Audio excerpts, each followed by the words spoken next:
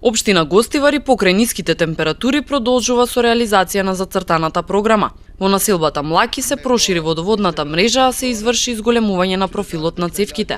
Во рамките на инвестицијата поставена и атмосферска канализација, нови тротоари, како и 13 столбови за јавно осветлување. Граѓаните задоволни од реализацијата на оваа инвестиција во нивната населба, велат дека потребата за вакви инвестиции била неопходна.